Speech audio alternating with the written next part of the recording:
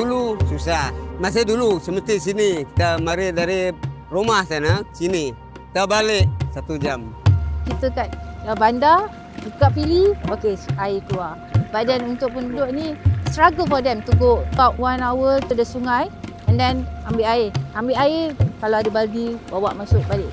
Bagi kita orang bandar ni, api dan air tu macam petik je Swiss, ada terus api, boleh pasang aircon.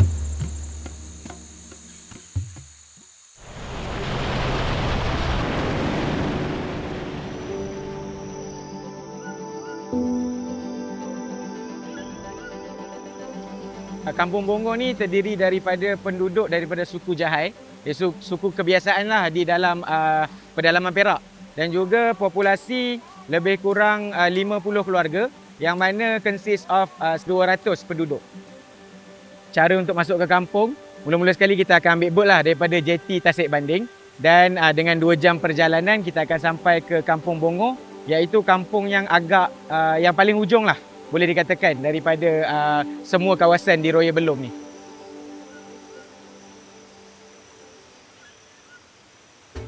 Nama saya Kumar.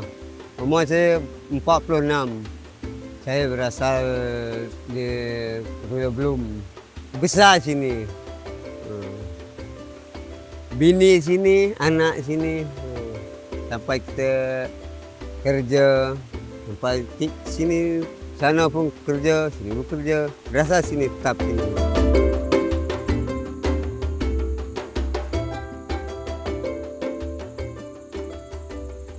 Dulu bukan ada paip. Dalam rumah tu tak ada. Kena bawa tabung, lepas tu cibok, bawa sini dalam rumah. Habis, mari angkat pula jalan. Bawa dekat rumah lah.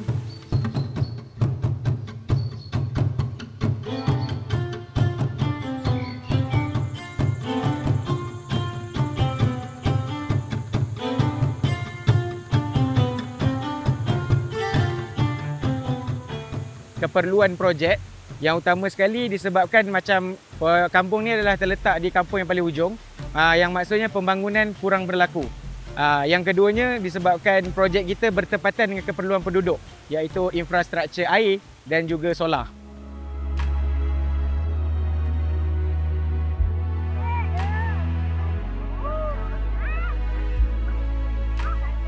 Boleh dilihat di sini, penggunaan tandak ni pun memakan masa lebih kurang 2 minggu, yang mana kita akan bawa simen-simen dan juga konkrit datang untuk membina tandak, dan penduduk kampung akan membawa piping untuk menyambung daripada tandak ini ke seluruh kampung. Dan proses mengambil 2 minggu, dan setiap kali untuk naik tu mengambil masa lebih kurang 3 ke 4 jam disebabkan barang-barang yang berat. Dan juga daripada kalangan penduduk kampung, iaitu orang asli sendiri, kita libatkan lebih kurang 14 orang penduduk orang asli. Yang paip besar ni, 90 ni, 12 orang tarik. Kalau 2-3 orang tak boleh, berat.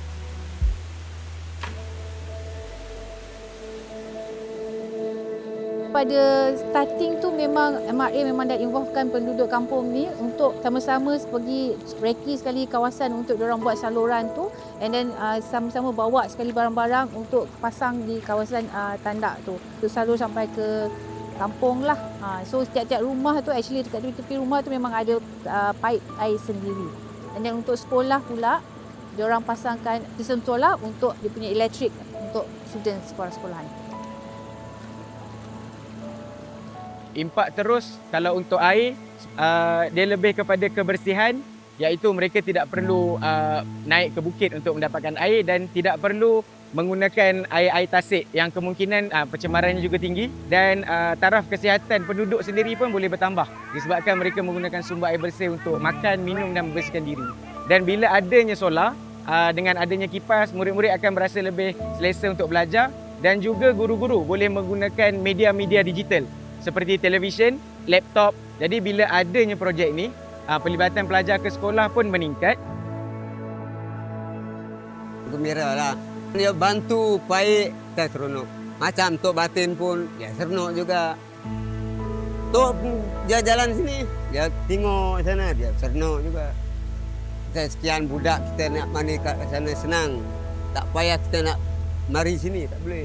Sekarang semua manis. Semua manis sana. Dah senang situ, okey.